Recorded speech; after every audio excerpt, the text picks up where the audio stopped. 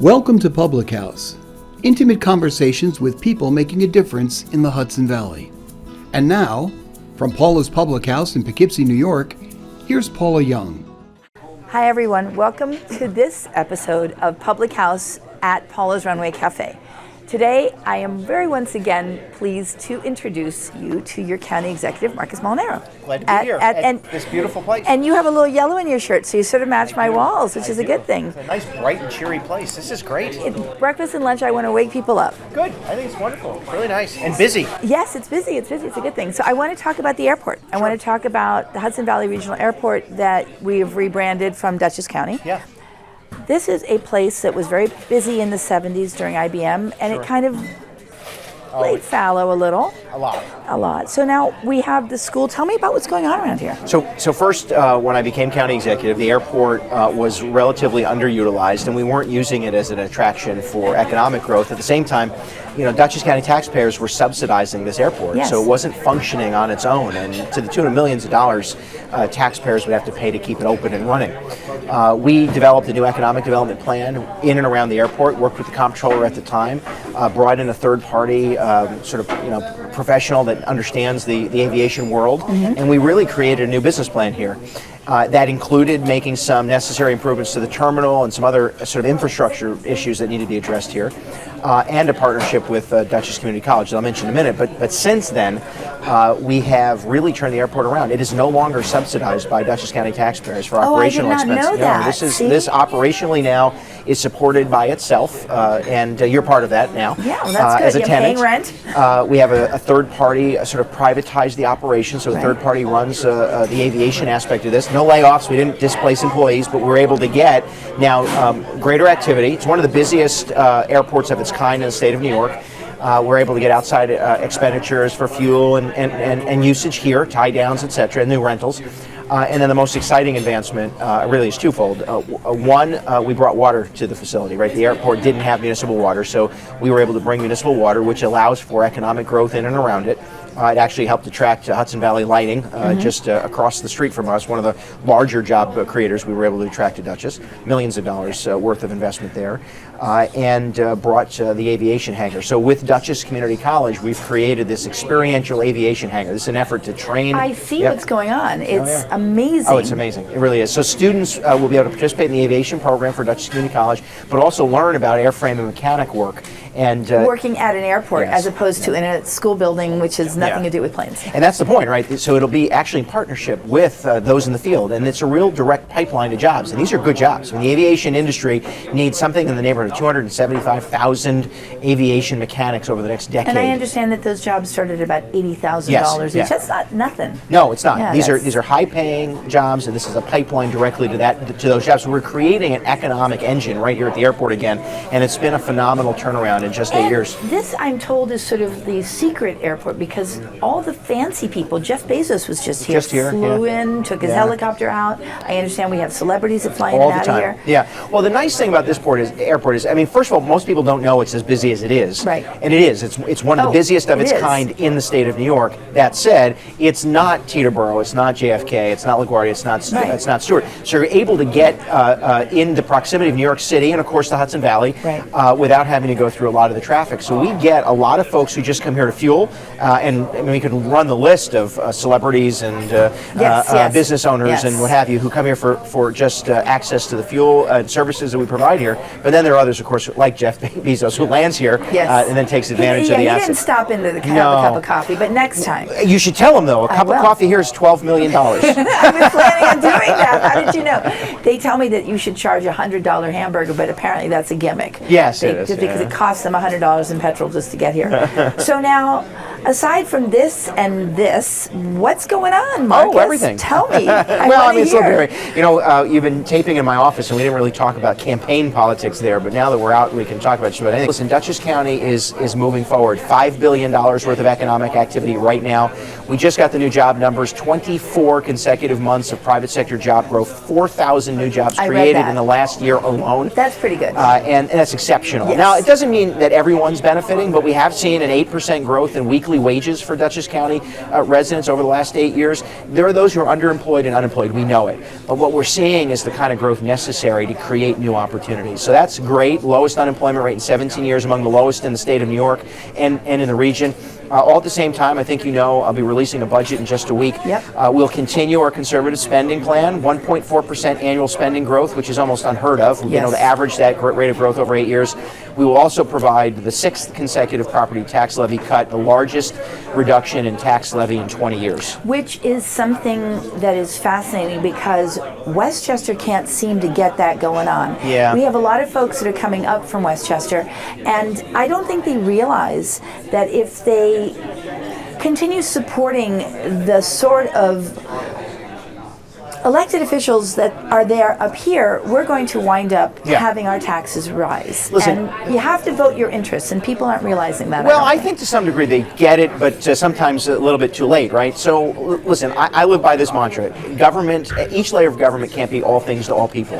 County government has a core function and responsibility, and I think we do it well. And based on what I know, the New York State Comptroller's Office, Standard & Poor's, and others across the country have acknowledged Dutchess County as a leader. Yes. We spend 25% less per capita than every county in the state of New York, the average. We spend 20%, we tax 20% less than the average in the state of New York, 40% below the average debt load of any county in America. That's a huge thing. Yeah. I mean, it is. And the thing is, I understand feeling that the federal government is this or that, but you have to vote locally. Listen, the federal government is dysfunctional. Hear me. Yes. The federal government is dysfunctional, and Albany, may be functioning, but it's spending a lot and doing a lot and forcing a lot onto local governments. We are an effective government that listens to Republicans and Democrats. When Democrats wanted to expand daycare in Dutchess County, we worked with them to do it. Yes. When Republicans wanted to impose a new animal protection rule, we worked with them to do it. When Democrat supervisors want to invest in infrastructure, water and sewer in Hyde Park and Wappinger, we do it.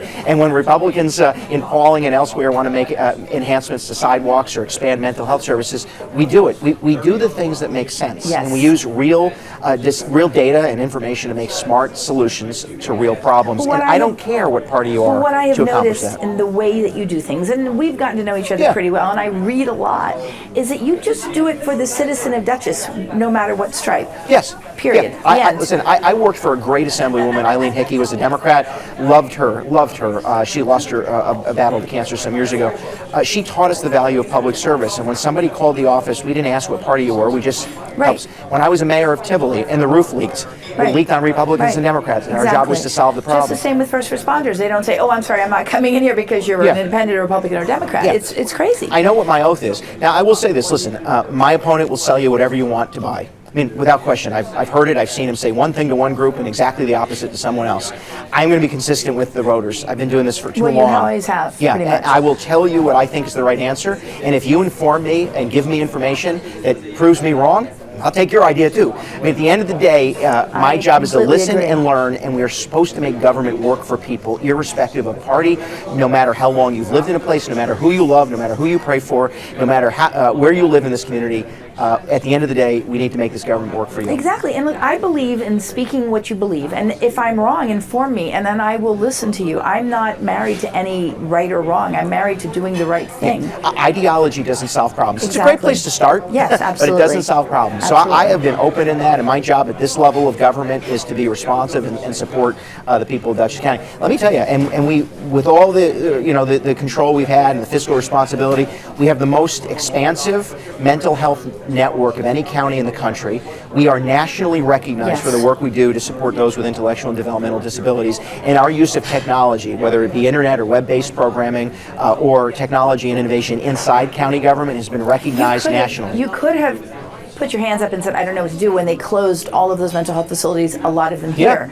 Instead, you kind of took it and solved it. Well, listen, and I'm a believer in that. And by the way, I worked with then Republican State Senator Steve Saland, then Democrat Assembly Member Dee Dee Barrett, Governor Andrew Cuomo, and others to make sure that we evolved from the institutionalization. Exactly. And by the way, even the state mandate to build a jail, the state says you must have a jail and you must build a new one. Right. We took those things and worked across party lines to create the right solutions. Right. And at the end of the day, we're able to do that by really impacting the individual lives of the people we serve and do it in an affordable and responsible way.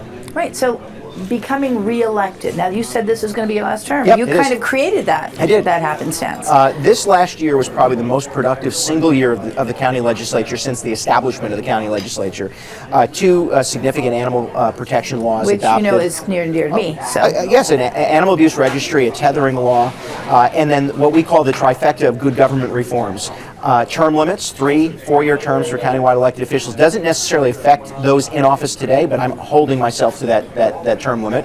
A new ethics law, the most expansive, the most comprehensive, and the strictest ethics law in the state of New York, stricter than the state law, and the establishment of an independent reapportionment commission so that, in fact, voters, residents will draw the legislative lines. There are counties... Well, I think, explain that one, because I think that's the one that people don't understand the most. So you're running for a legislative district that was crafted by those in office. In fact, I believe I was probably in the legislature when we adopted the lines. And, over time, especially when the demographics change, parties try to craft lines to protect incumbents. And so what we did became, by the way, only the second county in the state of New York to have a truly independent commission. Citizens will be selected, then they will select a commission that will ultimately draw the lines for the county legislature based only on the federal standard. And that means for us that there will be no party or gerrymandering, no party influence. Ultimately, it will be holding communities whole and making sure that districts are really representative of the individual voters, not drawn in a way that benefits the elected official. And I think it's important. I agree, and I think no one can accuse us of that, although they do accuse a lot of other states of that. Of course. Now, here we are 10 days before. I know what I believe in, and I know what if I win, I know what I will do. So tell me in 1,000 words or less. Oh, yeah, right. Well, that's a good number. What are you going to bring? You've done a lot. What are you going to keep doing? Well, first, we're just getting started. I mean, honestly, we in 10 months, we have been able to achieve a climate smart status as a bronze community, meaning that we've done enough to reduce fuel emissions and reliance on fossil fuels that we're recognized now statewide as one of only 9 counties in the state of New York. We're going to build on that to continue to expand our reliance on alternative energy sources. We're going to hold government accountable. At the end of the day, I know there are those, in fact, I was at a debate the other night, somebody said, well, we should just spend the savings account. Right, because that makes sense. Yeah. No, we're going to be fiscally responsible and continue to manage Dutchess County taxpayers' monies effectively and responsibly. So our focus is this, right? Being accountable to Dutchess County taxpayers, make sure that we continue to expand transportation opportunities for seniors and veterans. We'll be working to expand infrastructure investment in street, sidewalks, water, and sewer. Continue to implement ADA compliance so that we create new accessibility regardless of ability. We're going to continue now to cut taxes in a 6th consecutive year this coming year. So good too. Yeah, so it's an investment in affordability. It's expansion of our mental health and drug addiction programs to assist those who are living with mental wellness concerns and addiction. Smart investment in infrastructure, and we'll continue to explore new ways to break down barriers for those living with disabilities. Think differently, for sure. Yeah, absolutely. Well, that's a mouthful. I think you made it under 1,000 words. I probably didn't, but that's Marcus, about right. it's always good to have you Same here. here, Paul. Thank you. As I say, whether you like him or not, you should vote. You should always vote because that's important. But listening to what Marcus Molinaro says, he's done a lot for this county, and I thank you for always coming in and sharing it with us. Thanks for listening. Thank you. Hi, I'm Paula Young, and I'm the proprietor here of Paula's Public House. Do join me for good food, good cheer, and good fellowship. We are here, we have fun, and we'd love to have you be a part of it. Come on down.